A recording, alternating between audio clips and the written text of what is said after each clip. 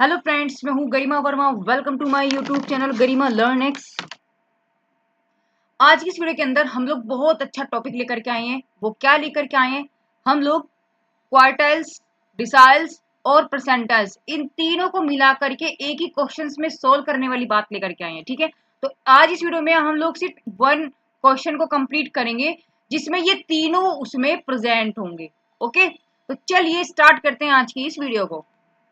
चलिए, पहला जो हमने क्वेश्चन लिया है वो क्या लिया है? देखो, क्वेश्चन उन्होंने दिया है कि आपको एक डेटा दे दिया है और डेटा किस तरीके से है, 35 से लेकर के आपके पास 90 तक के डेटा यहाँ पर लिखे हुए हैं। ठीक है, और ओबियसली और ये जो है आपको एक बढ़ते हुए क्रम में ऑलरेडी पहले ही दिया हुआ है।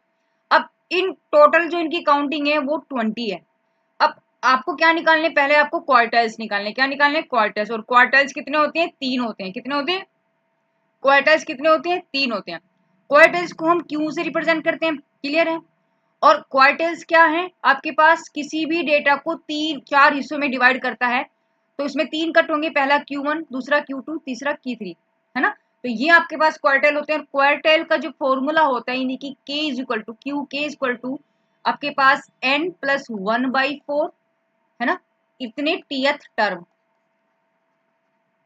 आपके पास होता है और यहाँ पर भी आपके पास K आएगा, है ना? अच्छा ठीक है, ये आपके पास फॉर्मूला होता है। अब हम बात करने वाले जो हमने क्वेश्चन लिया है उसमें हमें सबसे पहले क्या निकालना है? हमें Q1 निकालना है। हमें Q1 निकालना है। अगर मुझे Q1 निकालना है तो हम लोग क्या करेंगे? यहाँ की वैल्यू को रखेंगे 1। तो जब हम यहाँ Q की वैल्यू को 1 रखेंगे, वैल्यू क्या निकल जाएगी? Q1 इक्वल टू K1 हो गया। और ये n कितना है आपके पास? देखो यहाँ 20, तो वैल्यू क्या निकल गई आपके पास? 21/4, यानी कि आपके पास इसको डिवाइड करके क्या वैल्यू बन जाएगी? 5.25। यानी आपको क्या निकालना है? इतना टीएथ टर्म निकालना है। क्लियर है? अब सबसे बड़ी प्रॉब्लम ये है, अगर आपके पास क्लियरली या तो 5 टर्म आ जाता या 6 टर्म आ जाता, मतलब कहने का कोई कंप्लीट नंबर आ जाता, पॉइंटों में नहीं आता, तो आप डायरेक्टली उसको काउंट करके यहाँ पर आप यहाँ उसकी वैल्यू लिख देते, है ना? बट यहाँ पर आपके पास पॉइंट में वैल्यू है, तो आप क्या करेंगे? अब यहाँ फंस गई गाड़ी। तो क्या करना है? कुछ नहीं करना है, सिर्फ सिंपल सा आपको क्या करना है? आपको इसको लेकर के चलना है। कैसे? आप इसको लिखेंगे 5 प्लस 0.25। क्लियर है? इसमें तो लगाएंगे टीएथ टर्म और यहाँ ब्रैकेट लगा करके इससे अगला टर्म क्या होगा आपके पास? 6 होगा, तो 6 माइनस के 5 टीएथ टर्म कर देंगे, बस आपके पास वैल्यू आ जाएगी। मतलब क्या हुआ कि ये जो वैल्यू है आपके पास, इससे पहले क्या आता है? 5 आएगा और इसके बाद में क्या आएगा? 6 आएगा। तो 6 वाली वैल्यू में से 5 वाली वैल्यू को माइनस कर देंगे, तो आपके पास Q1 की वैल्यू निकल के आ जाएगी। तो फिफ्थ टर्म क्या आपके पास? यहाँ से काउंट करेंगे 1 2 3 4 5, कितना है? 49।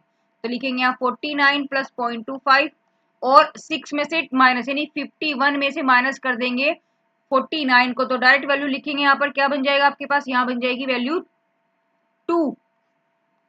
तो 49 प्लस और 0.25 में मल्टीप्लाई करेंगे 2 की, तो 0.5 आ गया, यानी वैल्यू आपके पास क्या निकलेगी? 49.5।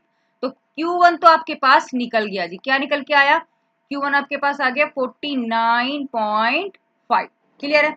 अब हमें क्या निकालना है? अब हमें निकालना है Q2। तो Q2 निकालने के लिए भी हम लोग क्या करेंगे? इसी फॉर्मूले में हम लोग यहाँ पर वैल्यू रखेंगे। तो कैसे करेंगे? देखो, Q2 निकालने के लिए हम लोग क्या करेंगे? देखो, Q2 इज इक्वल टू आपके पास क्या बन जाएगा? 2 इंटू n+1। तो n की वैल्यू कितनी आपके पास है? यहाँ पर 20, तो आप 20 को लिखेंगे। यहाँ वैल्यू क्या लिखेंगे? 20 प्लस के 1/4। इससे ये वैल्यू हो गई तो 2 आ जाएगा, तो यानी कि 21/2 की वैल्यू क्या बन जाएगी आपके पास? आपके पास आ जाएगा यहाँ पर 0.5।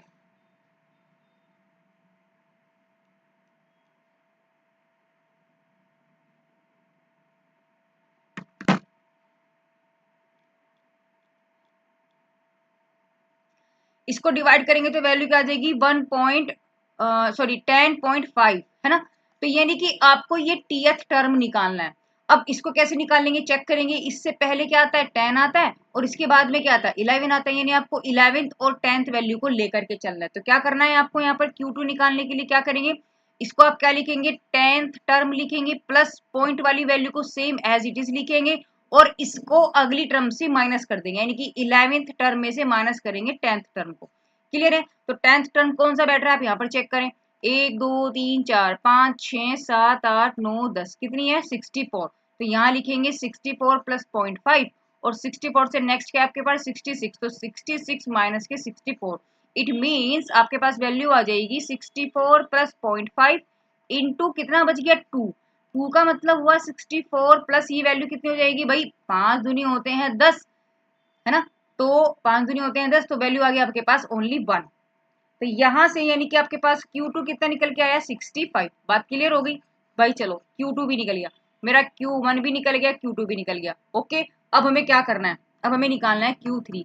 Q3 के लिए आप क्या करेंगे, देखो जी यहाँ पर वैल्यू निकल रही है, देखो ये रही Q1 आपके पास निकल गया, Q2 आपके पास निकल गया, मुझे क्या निकालना है Q3।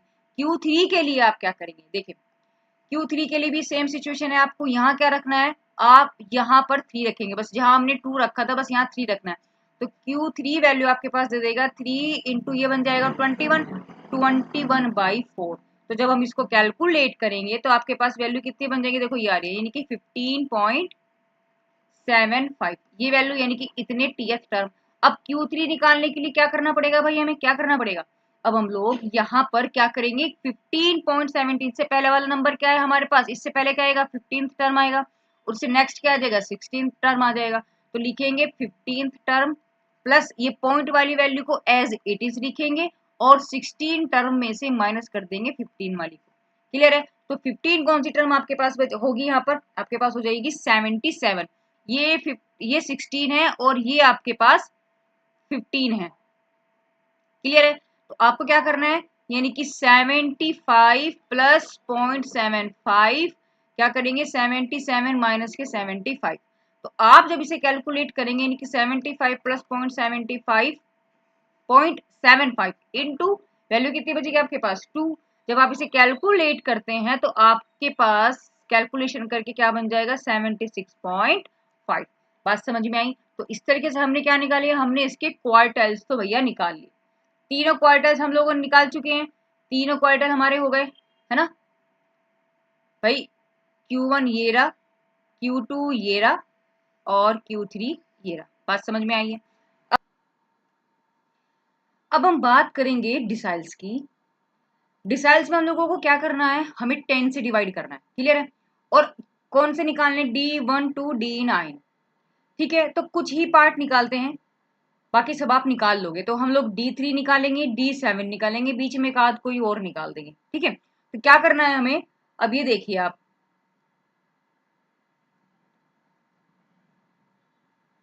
फॉर्मूला आपको पता है। देखो अभी क्वार्टाइल में हम लोगों ने किससे डिवाइड किया था, क्वार्टाइल में हम लोगों ने यानी कि क्यू के इज इक्वल टू आपके पास क्या था KN/4। क्लियर है। तो अगर यहाँ 1 है तो यहाँ 1 है, और अगर यहाँ 2 है तो हम लोग यहाँ 2 लिख देते हैं ना, यहाँ अगर 3 है तो यहाँ 3 हो जाता था। तो ये आपके पास क्यू क्वार्टल्स का फॉर्मूला था। अभी यहाँ हम लोग क्या करेंगे डिसाइल्स में, डिसाइल्स में क्या होता है आपके पास KN+1/10। यहाँ हम लोग 10 से डिवाइड करते हैं। तो क्या करनेंगे, देखो अब हमें क्या करना है, हमें फॉर्मूला मिल गया, हमें अगर D3 निकालना है तो आप कैसे करोगे, पहले मुझे ये निकालना है। तो D3 अगर मुझे निकालना है तो ये वाली जो वैल्यू होती है, ये वाली जो वैल्यू होती है वो क्या बन जाता है, वो बन जाता है K। तो क्या करेंगे यहाँ से हम लोग D3 के लिए, यानी इस K की जगह वैल्यू रखेंगे हम लोग 3, और N कितना है आपके पास काउंटिंग में है यहाँ पर 20, है ना, प्लस करेंगे 1 अपॉन हो गया आपके पास 10। अब यहाँ से आपके पास क्या बन गया, ये हो गया 3 इंटू 21/10। क्लियर है। तो जब आप इसको कैलकुलेट करेंगे तो आपके पास वैल्यू बनेगी यहाँ से 6.3, है ना, तो टीएन टर्म। क्लियर है बात। यानी D3 की जो वैल्यू निकल के आई है वो बनी आपके पास 6.3 टीएथ टर्म। अब ये बात यहाँ समझने वाली कि जो आपके पास देखो, अगर आपके पास क्लियर नंबर आता, जैसे हम लोगों ने भी ऊपर बात की है, अगर आपके पास क्लियर नंबर आ जाता कि ये या तो 6 ही आ जाता या फिर ये 7 आ जाता, मतलब कोई भी एक फिक्स नंबर आ जाता, तो हम लोग उस डेटा में काउंट करके उसको लिख लेते। उस डेटा में हम लोग उसी नंबर को काउंट करके यहाँ से नंबर हम लोग लिख लेते। ठीक है ना, यहाँ से कि अगर 6 है तो भैया 6 हो गया, 7 हो गया, सीधा नंबर आ गया था। बट अभी हमारे पास क्या है, ये पॉइंट में नंबर आया, तो पॉइंट करने के लिए जैसे ऊपर किया था सेम ऐसा ही करेंगे, लेकिन ऊपर जहां हम लोगों ने 4 से डिवाइड किया था, यहाँ हम किससे करेंगे, 10 से डिवाइड करेंगे, बस यही तो फर्क है। तो क्या करना है हमें, तो 6.3 किसके बीच में आया, 60th और 70th के बीच में आया, ठीक है ना। अब क्या करेंगे हम इसको 60th प्लस, अब ये 0.3 सेम लिखेंगे, 0.3 ब्रैकेट लगाएंगे, 7 माइनस के 60th टर्म लगा देंगे। तो 6 टर्म क्या है आपके पास, यहां से देखते हैं इसका आपके पास डेटा में कहाँ है 6 टर्म, हम काउंट करेंगे, देखो 1 2 3 4 5 6, तो 6 आपके पास 51 है ना। मैं इसको थोड़ा सा यहाँ से हटा देती हूँ जिससे ये आपको थोड़ा सा डेटा क्लियर हो जाए, है ना। ये आपके पास डेटा, तो यहाँ आपने काउंट किया तो क्या बन रहा है आपके पास, 6 की वैल्यू 1 2 3 4 5 6, तो 51 है और 55 है, तो वैल्यू रखो। तो जब आप वैल्यू रखेंगे तो क्या बन जाएगा, ये आपके पास 51 है ना, और प्लस हो गया 0.3 और यहाँ हो गया 55 माइनस के 51, तो आप इसको कैलकुलेट करना है, तो 51 प्लस 0.3 इंटू आ गया आपके पास 4, तो वैल्यू 51 प्लस हो जाएगा, तो हो जाएगा आपके पास 12 यानी कि 1.2, यानी आप देखें तो D3 कितना निकल जाएगा आपके पास, हो जाएगा 52.2। बात क्लियर हो गई, तो आपके पास D3 निकल गया, क्लियर है। और अगर मुझे निकालना है D7, तो क्या करना है, यहाँ हम लोग क्या लिखेंगे, बस 7 लिखेंगे, यहाँ पर क्या लिखेंगे हम लोग, यहाँ पर हम इसको 7 लिखेंगे। जब 7 लिखेंगे तो कैलकुलेट करके ये वाली वैल्यू आपके पास क्या बन जाएगी, यहाँ वैल्यू आपके पास सोल्व करके आ जाएगी 0.7, सॉरी 14.7। इसको सोल्व करके जब आप सोल्व करेंगे तो आपके पास आ जाएगा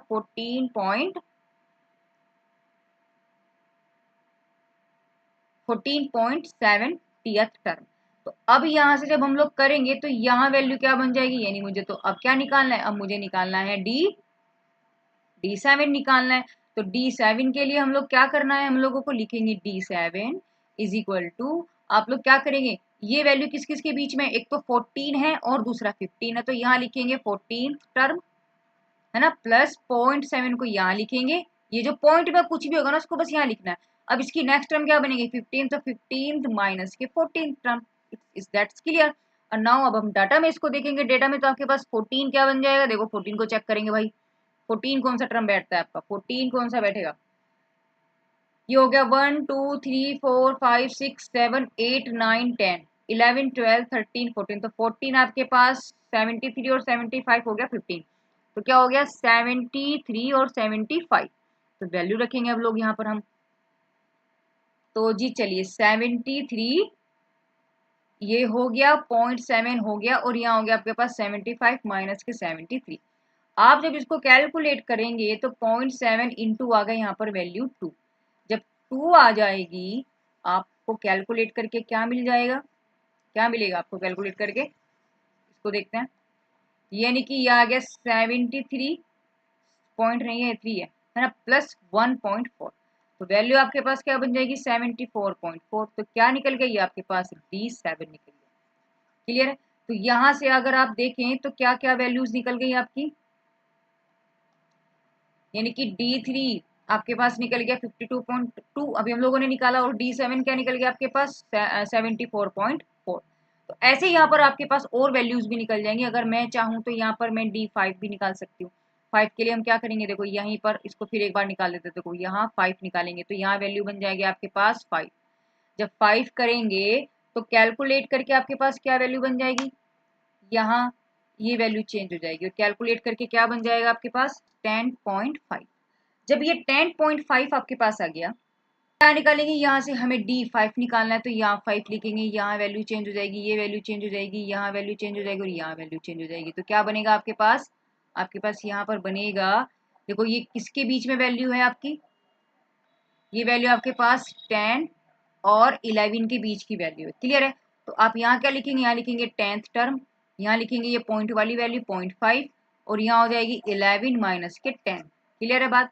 तो अब डेटा में हम लोग इसको चेक करेंगे और कैलकुलेट करेंगे, बस वैल्यू आपके पास क्लियर है। तो यहाँ से क्या करना है आपको, आपको 10th और 11th वैल्यू को वहां पर जाकर के चेक करना है।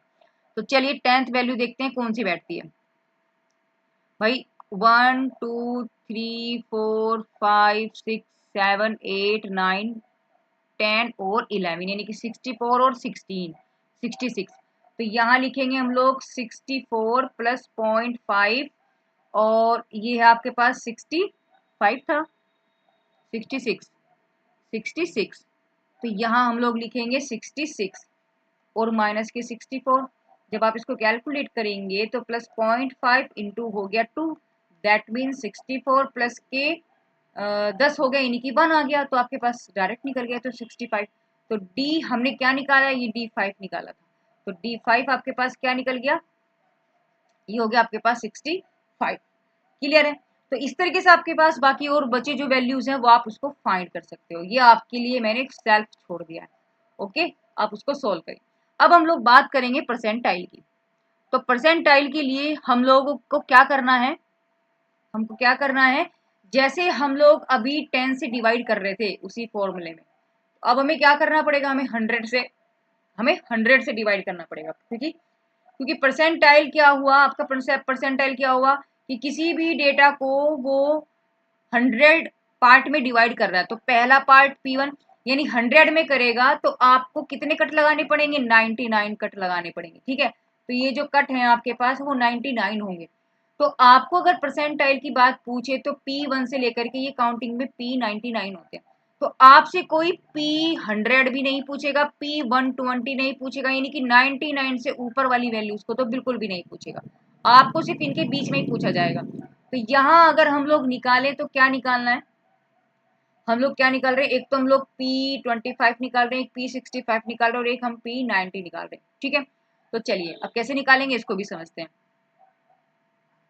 मैं आपको बता रही थी कि जैसे हम लोग वहां पर 10 से डिवाइड करते हैं, ऐसे यहाँ पर किससे डिवाइड करेंगे, हम लोग यहाँ 100 से डिवाइड करते हैं। तो फॉर्मूला आपने देख लिया। ठीक है, बस यही फर्क है और कुछ भी फर्क नहीं है। तो अगर मुझे P25 निकालना है तो क्या करेंगे, पहले मुझे ये चेक करना है। तो जब मैंने इसको यहाँ वैल्यू रखी यानी के की वैल्यू, अब के की वैल्यू क्या बन गई, यहाँ पर के क्या बन गया, इसको चेक करें। के की वैल्यू जो ये के होता है वो क्या, ये नीचे लिखा रहता है। तो के की वैल्यू आपको मिल गई, क्या है 25। तो लिखेंगे 25। एन की वैल्यू थी 20 प्लस 1 अपॉन हो गया जी 100। जब आप इसको कैलकुलेट करेंगे वैल्यू क्या आ जाएगी आपके पास 5.25 टीएथ टर्म। अब ये किस किस के बीच में है, ये वैल्यू किस किस के बीच में है, एक तो 6 के 5 के बीच में है, यानी इससे पहले यहाँ आएगा 5th टर्म और इसके बाद आएगा 6th टर्म। तो हम लोग क्या लिखेंगे, 5th टर्म प्लस ये पॉइंट वाली वैल्यू को सेम एज इट इज हम लोग यहाँ लिखेंगे और ब्रैकेट लगा करके 6 टर्म में से 5 वाली टर्म को हम लोग क्या करेंगे, माइनस करेंगे। तो 5th टर्म आपके पास क्या है, चेक करते हैं, चलिए देखते हैं क्या है। तो 5th टर्म आपके पास है, पहले मैं एक बार थोड़ा इस डेटा को क्लियर कर दूं क्योंकि हमें फिर से भी इस डेटा को हमें चेक करना पड़ेगा, है ना। तो अब हमें क्या देखना है, 5th टर्म देखना है। तो 1 2 3 4 5 और 6 यानी 49 51। ठीक है, 49 और 51। तो रखते हैं जी यहाँ पर 49 प्लस 51 माइनस के 49। तो वैल्यू क्या होगी जी 49 हो गई प्लस 25.25 और वैल्यू यहाँ उसको आप कैलकुलेट करेंगे तो 2 बन जाएगा। जब 2 बनेगा तो यहाँ से आप P25 क्या बना लेंगे, देखो P49 प्लस हो जाएगा 0.5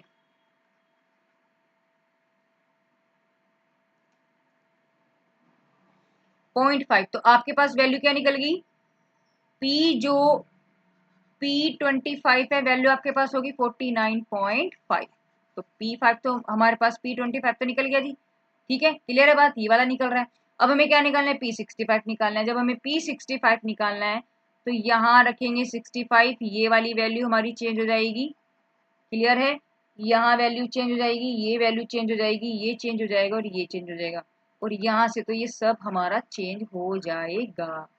क्लियर है, यहीं पर ही हम लोग इस चीज को करेंगे, इसको भी हटा देंगे ना। अब हमें क्या निकालना है, हमें निकालना है P65। तो P65 के लिए हम लोगों को यहाँ क्या लिखना पड़ेगा, जब ये 65 है तो यहाँ आ गया आपके पास 65, यानी आप जब इसे कैलकुलेट करते हैं तो यहाँ आपके पास आ जाएगा 13.65। तो ये हो गया इतने टीएथ टर्म, इतने टीएथ टर्म। तो यानी कि ये किस किस से पहले आ रहा है, ये तो 13 और 14। तो यहाँ लिखेंगे 13 0.65 यहाँ जुगातू लिखेंगे और 14 माइनस की हो गया जी 13। ठीक है, अब 13 और 14 की वैल्यू को आप यहाँ पर रखेंगे तो आप डेटा में जब जाएंगे तो यहाँ वैल्यू आएगी आपके पास 70 प्लस 0.65 और 14 क्या है आपके पास 73। तो 73 में से आप 70 को माइनस करेंगे तो यहाँ जब आप इसे कैलकुलेट करते हैं तो 70 प्लस 0.65 इंटू आपके पास वैल्यू बन गई 3। तो यहाँ से जब आप इसे कैलकुलेट करते हैं तो आपके पास यानी कि P हम लोग किसको निकाल रहे हैं 65 को निकाल रहे हैं।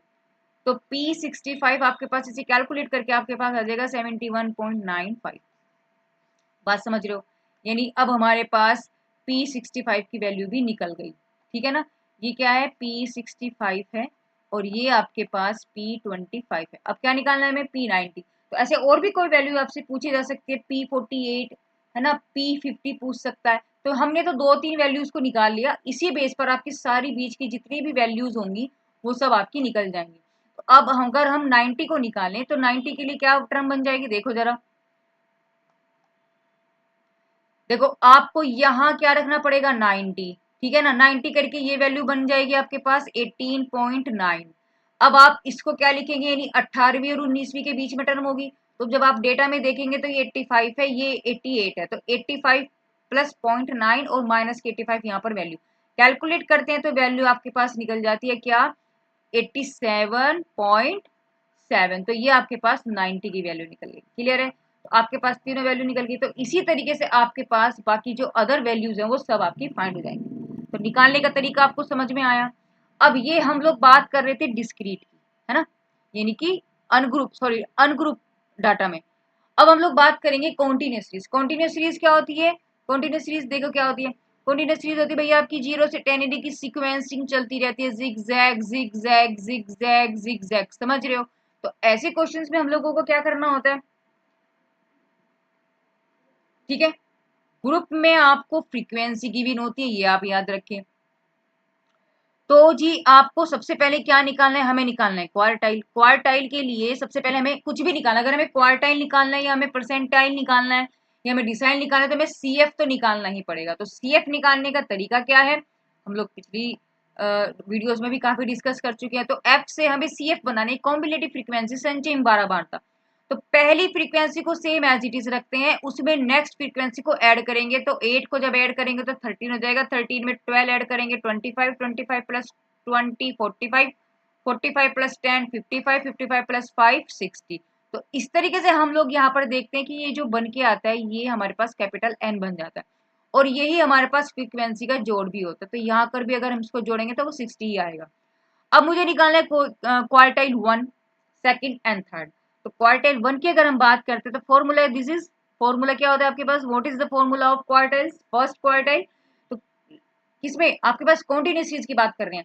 तो यहाँ क्योंकि हमें लोअर लिमिट चाहिए होती है तो आप यहाँ पर क्या देखेंगे, देखो हमें सबसे पहले क्या निकालना है, हमें यहाँ पर सबसे पहले निकालना होता है n/4।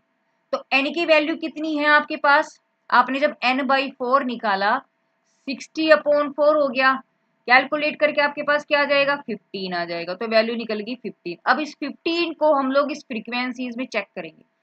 तो अगर मैं इस 15 को देखूं तो आपके पास 15 कहाँ बैठ रहा है, देखो 5 में नहीं आएगा, 13 में नहीं आएगा, कहाँ आएगा 25 में आएगा, इसमें भी आएगा इसमें भी आएगा, लेकिन जो सबसे पहला नंबर पड़ता है उसमें काउंट करते हैं तो इसमें आएगा। तो इसके ऊपर वाला तो आपके पास बन गया जी ये कैपिटल एफ जिसे हम सी एफ कहते हैं, यानी कि ये वाली जो वैल्यू है वो ये बन गई। ठीक है, कौन सी बन गई आपकी ये वाली वैल्यू, ये वैल्यू आपकी बन गई जी ये वाली, ये बन गई, ये दोनों सेम है, समझ रहे हो। चलिए अब हमें क्या करना है, इसके ठीक जो सामने है ये आपके पास स्मॉल एफ बन गया, यानी कि फ्रीक्वेंसीज की वैल्यू बन गई ये वाला पार्ट। और ठीक इसके सामने चले जाओ तो ये जो पार्ट है वो आपके पास लोअर लिमिट बन जाएगा। सारी वैल्यूज निकल गई हमें, एल निकल गया 20, एफ निकल गया हमारे पास कैपिटल एफ, इसे हम क्या कहते हैं, इसे हम सी एफ कहते हैं, कॉम्बिनेटिव फ्रीक्वेंसी। 13 निकल गया, ये हमारे पास 12 हो गया और ये एच क्या है हमारे पास, बीच का डिफरेंस है, इनके बीच का डिफरेंस 30 टू 40, 40 टू 20, 40 टू 50 है ना, 10 है तो वो एच होता है ना डिफरेंस। वैल्यू को उठा करके रखेंगे आप लोग यहाँ पर। तो एल की वैल्यू क्या है, एल क्या है आपके पास, ये एल है 20, है ना। और n/4 आपके पास क्या आया था, यहाँ चेक करें 15 आया था, तो 15 माइनस के ये f, तो f कितना है, ये f हमारे पास ये रहा 13, है ना। अपॉन क्या है आपके पास, ये वाला f, इसकी वैल्यू ये रख दी, और इनटू हो गया h, ये हो गया आपके पास 10। जब आप इसने कैलकुलेट करेंगे वैल्यू क्या बन जाएगी 21.67। ठीक है, तो ये हमारे पास Q1 आ गया। अब अगर हमें Q2 निकालना है या Q7, Q2 अगर मुझे निकालना है, अगर मैं बात कहूँ आपसे Q2 के लिए, तो आपको क्या करना पड़ेगा, आपको क्या करना है Q2 के लिए, इसी फॉर्मूले आप लोग देख लें जो यहाँ n/4 है। अगर मुझे Q2 निकालना है, अगर मुझे Q2 निकालना है तो बस इसमें यहाँ मल्टीप्लाई 2 की कर देंगे, जो भी वैल्यू आएगी वो उस डेटा में हम लोग देखेंगे। जैसे हम निकाल देते हैं, जो चलो Q2 हम लोग निकाल ही लेते हैं, तो 2n/4 यानी कि n/2, यानी अगर मैं देखूँ तो 60/2 यानी कि 30। तो जब आप 30 को यहाँ पर चेक करते हैं, जब आप यहाँ पर 30 को आप चेक करेंगे तो क्या निकल के आएगा, आप यहाँ 30 को चेक करेंगे, इस डेटा को हम लोग यहाँ से मिटा देते हैं जिससे अगले में हमें प्रॉब्लम ना हो, है ना। क्लियर कर देते हैं इसको थोड़ा सा। तो मैंने आपसे क्या कहा है अभी कि हमें किसको देखना है, हमें 30 को देखना है। तो 30 कहाँ आएगा, 45 के बीच में आएगा। जब 45 के बीच में आएगा तो इससे ऊपर वाली वैल्यू बनेगी जी CF, जिसे हमने यहाँ कैपिटल F लिखा है, इसके सामने वाली वैल्यू बनेगी स्मॉल f, और इसके सामने वाला ये क्या बनेगी आपके पास L। तो आपको Q2 रखना है तो वैल्यू इसी फॉर्मूले में वैल्यू रखेंगे। L हो गया कितना, 30 हो गया जी, प्लस हो गया n/, ये वाली वैल्यू सोल्व करके मेरे पास आई थी 30, तो 30 हो गया, माइनस CF की वैल्यू कितनी है आपके पास 25, अपॉन हो गया स्मॉल f यानी कि 20, और इस पूरे में मल्टीप्लाई करेंगे किसकी, 10 की। तो इस जीरो से तो जीरो आप कटा सकते हो, तो 30 प्लस के हो गया 5/2 यानी कि 30 प्लस के 2.5। तो Q2 की वैल्यू कितनी निकल गया आपके पास 32.5, तो बस Q2 निकल गया। सेम आप Q3 ऐसे ही निकालेंगे। ठीक है, बात क्लियर है। अब हमारे क्वार्टाइल्स तो हो गए, है ना, कॉन्टिन्यूस सीरीज की। अब हम लोग बात करेंगे किसकी, अब हम लोग बात करने वाले हैं डिसाइल्स की। तो अगर हम डिसाइल्स में D7 निकालें तो देखो फॉर्मूला सेम वही है। अभी क्वार्टाइल में हमने किससे डिवाइड किया था, हमने 4 से किया था, 4 की जगह आपके पास क्या आ गया 10 आ गया। अब क्योंकि यहाँ 7 है तो यहाँ 7 आ जाएगा, सिंपल सी बात है। 3 होएगा तो 3 आ जाएगा, बस यही तो करना है। तो यहाँ से अगर मैं ये वैल्यू को निकालूं, समझ रहे हो, अगर मैं ये वैल्यू यहाँ से निकालूं तो आपके पास ये वाली वैल्यू क्या बन जाएगी 7 इंटू 60/10 यानी कि 42। क्लियर है। अब 42 को हमें डेटा में देखना है, तो 42 चलो देखते हैं, 42 एक बार और फिर से हम लोग देखते हैं। तो 42 भैया इसमें ही आ जाएगी। जब इसमें आ जाएगी तो सेम डाटा यही रहेगा, सेम आपके पास जो है सारी वैल्यूज यही रहेंगी। ठीक है, तो यहाँ से आपने देखा L30 है, F25 है, ये 20 है, ये है, वैल्यू रखो, कैलकुलेट करो, आपके पास वैल्यू आ जाएगी 38.5। क्लियर है। ऐसे ही आपके पास डिसाइल्स कितने होंगे, आपके जो डिसाइल्स होंगे वो D1 से लेकर के D9 तक होंगे, समझ में, क्योंकि 10 है तो 10 से कम होगा, एक कम होगा, एक कम होगा, है ना। परसेंटाइल की अगर मैं बात करूँ तो P1 से लेकर के कहाँ जाएंगी P99 तक जाएंगे। तो इनके बीच की जितनी भी वैल्यू आप कुछ भी निकाल लो, सब ये आप इसी बेस से निकलेगा। ठीक है, तो अब हम लोग किसकी बात करेंगे, अब हम करेंगे परसेंटाइल, इसका निकालेंगे। तो परसेंटाइल हमें निकालना, चलो हम निकाल रहे हैं पहले किसका, हम 90 निकालते हैं। तो अब जैसे हमने वहां 100 हम लोगों ने देखो डिसाइल्स में किसमें जो क्वार्टाइल था उसमें हमने बाई 4 किया था, है ना। डिसाइल्स में हमने बाई, यहाँ के था और यहाँ एन ही था, सेम था, है ना। क्या किया था, यहाँ 4 किया था, और यहाँ के डिसाइल में हम लोगों ने एन अपॉन किया था 10, लेकिन परसेंटाइल में है तो परसेंटेज है तो n/100 हो जाएगा। ठीक है, बात समझ रहे हो, तो ये 100 हो जाएगा। अब क्योंकि 90 है तो k की वैल्यू 90 होगी, n कितना है आपके पास 60 है, सोल्व करेंगे तो 54 आ गया। 54 कहाँ आ रहा है, 40 to 50 की रेंज में आ रहा है। तो एक बार चेक करते हैं कितना है 54। तो 54 कहाँ है आपका, ये रहा आपका 54, यहां से देखते हैं, ये रहा, इसमें आएगा आपका 54। तो आपके पास अगर मैं देखूं, ये सब हटा देते हैं जरा, है ना। अगर मैं देखूं 54, तो 54 आपके पास किस में आएगा 40 to 50 में आएगा, आ गया। अब जब ये आ गया तो इसके ऊपर वाली वैल्यू बन गई आपके पास CF, यानी जिसका नाम है कैपिटल F, इसके ठीक सामने वाली वैल्यू बन गई स्मॉल f, इसके ठीक सामने वाला जो वैल्यू है वो बन गई आपके पास L। सारी वैल्यूज निकल गई 40, 10 एंड 45। चलिए अब हम लोग नीचे कैलकुलेशन पे ही आ जाते हैं। तो आपके पास वैल्यू क्या थी, तो देखो 40, 45, 10 और 10। क्लियर है, सारी वैल्यू को रखेंगे, कैलकुलेट करेंगे, वैल्यू आ जाएगी 49। ठीक है, तो आप इसी तरीके से आप किसी भी परसेंटाइल को निकाल सकते हो आप। तो फ्रेंड्स इस वीडियो में हम लोगों ने जो क्वेश्चन किया है वो डिसाइल्स है ना, और क्वार्टाइल, डिसाइल्स और परसेंटाइल, इनका मिला करके हमने एक क्वेश्चन यहाँ पर किया है। इसमें हमने आपको जो क्वार्टाइल है उसके क्वेश्चंस करा दिए इसी में ही, डिसाइल्स कैसे निकालते हैं वो हमने बता दिया, परसेंटाइल कैसे निकालते हैं वो मैंने इसमें आपको बता दिया। मेरी वीडियो आपको कैसी लग रही है, मेरे मेथड आपको समझ में आ रहे हैं या नहीं आ रहे, सो प्लीज फ्रेंड्स मेरी वीडियो को लाइक करें एंड शेयर करें। Thank you for watching my videos.